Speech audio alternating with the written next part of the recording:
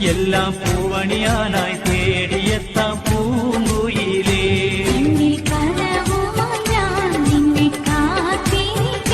കൽവിൻ താജ്മഹൽ നിനക്കായി തുറക്കാം. കൽവിൻ താജ്മഹൽ നിനക്കായി തുറക്കാം.